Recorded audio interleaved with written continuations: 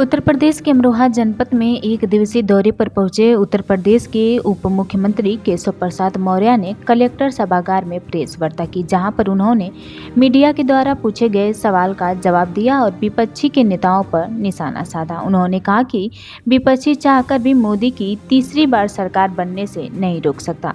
अमरोहा पहुंचे उप मुख्यमंत्री केशव प्रसाद मौर्य ने जब बस्ती के दंपति के द्वारा दुष्कर्म की घटना के आत्महत्या करने की बात पूछी गई तो उन्होंने कहा कि इस मामले में जो भी दोषी होगा उसके खिलाफ सबूत मिलने पर बड़ी कार्रवाई की जाएगी, उसे बख्शा नहीं जाएगा। और क्या कुछ बोले उप मुख्यमंत्री केशव प्रसाद मौर्य ने, सुनिए।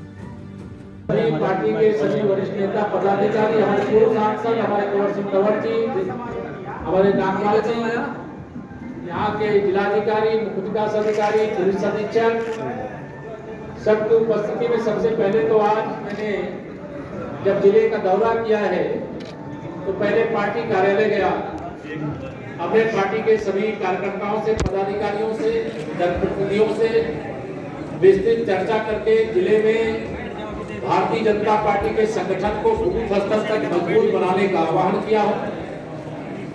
2014 में जब लोकसभा चुनाव था तो हम अमरोहा लोकसभा सीट जीते थे, लेकिन 2019 में 2014 से अधिक वोट पा करके भी हम लोग इस सीट लूट कर गए थे।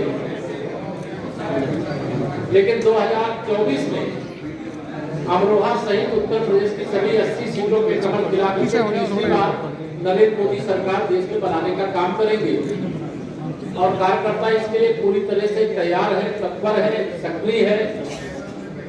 नए जिला हमारे उनकी अगुवाई में संगठन को बूथ स्तर तक और मजबूत बनाएगा। इसके पश्चात आज यहाँ पर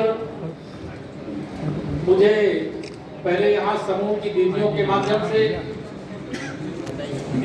जो स्टॉल लगाए गए थे उनका उद्घाटन करने और जो हमारी विशेष तौर से मातृशक्ति है, अन्नप्राशन का कार्यक्रम, गोद भराई का कार्यक्रम, यह भी करने का मुझे अवसर मिला है और अमरोहा में आकर के मुझे अच्छा भी लगा है। और आज यहाँ जो समीक्षा बैठक हुई उसमें कुछ महत्वपूर्ण निर्देश मैंने दिए हैं। स्पष्ट तौर से थाना हो, चाहे तहसील हो, चाहे ब्लॉक, इन्हें अपनी सक्रिय जिम्मेदारी निभानी पड़ेगी। जब यह तीनों इकाइयां हमारी अपनी जिम्मेदारी सही ढंग से निभाएंगी तो जिले में कम से कम समस्या आएगी और जिले का सिस्टम जब हमारा सक्रिय रूप से काम करेगा तो प्रदेश में कम से कम समस्याएं जाएंगी।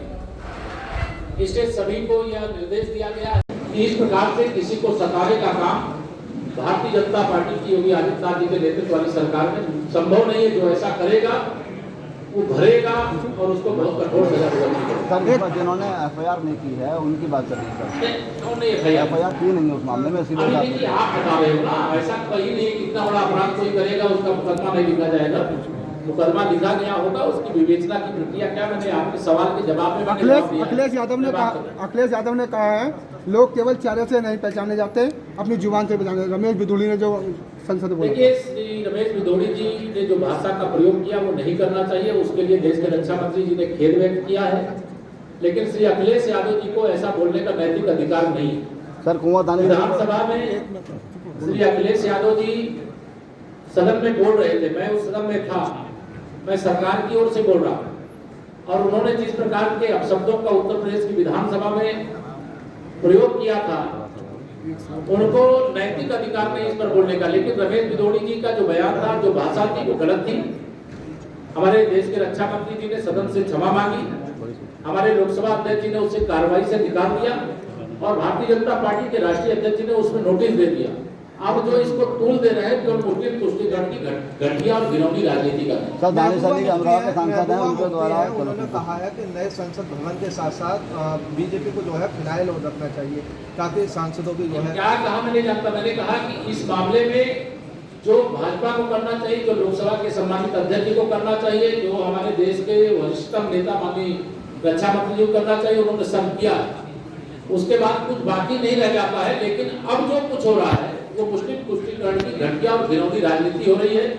कौन क्या बयान दे रहा है, कौन क्या बोल रहा है, मैं उस पर नहीं कुछ बोलना चाहता।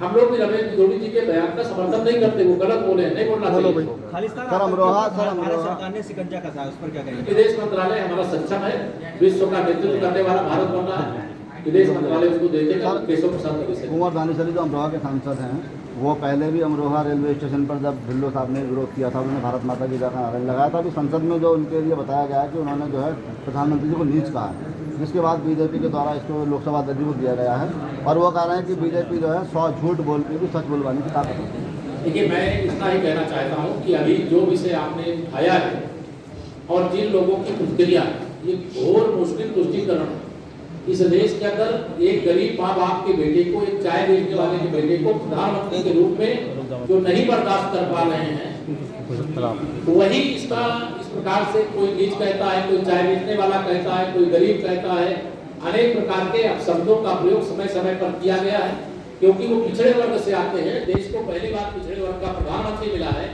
और उसने इतना अच्छा काम किया है कि दूसरे लोग उतना सोच भी नहीं सकते जितना उन्होंने किया है।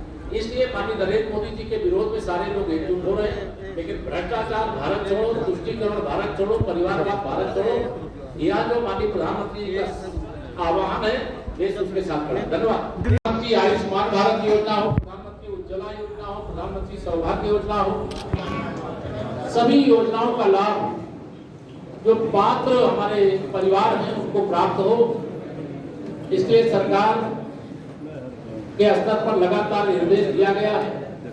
कुछ अधिकारियों की शिकायत मेरे पास आई, मैंने आज ऐसे जो जिनकी शिकायत आई थी उनको मैंने कड़ी चेतावनी भी दी है कि यहाँ हम सरकार की योजनाओं को जनता तक पहुँचाने के लिए आए, व्यवहार कुशलता हमारी प्राथमिकता पर रहना चाहिए।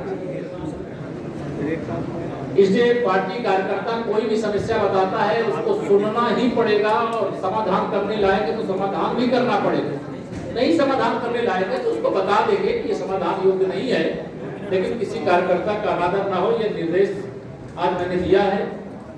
यहाँ पर जल जीवन मिशन के माध्यम से हर घर नल से जल पहुंचाने का कार्यक्रम चला। 10% जिले की ग्राम सभाओं में जिला स्तर के अधिकारी की अगुवाई जो हर घर नल से जल पहुंचाने की योजना से पाइपलाइन से पानी पहुंचाना है, 1 मीटर नीचे पाइपलाइन पड़ रही कि नहीं पड़ रही, जो सड़क तोड़ी गई है पाइपलाइन डालने के लिए वो आवागमन के योग्य बनाई गई कि नहीं बनाई गई, और अगर टेस्टिंग हो गई है तो चाहे वो सीसी रोड हो चाहे अन्य कोई रोड हो, पूर्व की तरह उसको निर्माण किया गया कि नहीं किया गया, इसकी जांच करके रिपोर्ट जिले में आएगी और लापरवाही पाए जाने पर कार्रवाई भी की जाएगी। यहाँ बिजली विभाग की गंभीर शिकायतें मेरे पास आई थी, बहुत स्थान पे उपकेंद्र की डिमांड है, उसके लिए भी निर्देश दिए गए हैं। सप्लाई में थोड़ा सा डिस्टरबेंस है, उसको ठीक करने के लिए कहा गया है। जो हमारे नलकूप कनेक्शन धारक किसान, उनके बिजली के बिलों का भुगतान सरकार करेगी और सभी आप सबके माध्यम से मैं अपने किसान भाइयों से जो नलकूप चलाने के लिए बिजली का कनेक्शन लिए हैं, अगर उनके पास बिल आ रहा है, उनके नलकूप में मीटर लगाया जा रहा है, उससे चिंतित ना हो, क्योंकि कितना बिजली खर्चा उन्होंने किया है इसकी जानकारी करना बिजली विभाग का काम है और फिर उस भुगतान को करने का काम सरकार का है।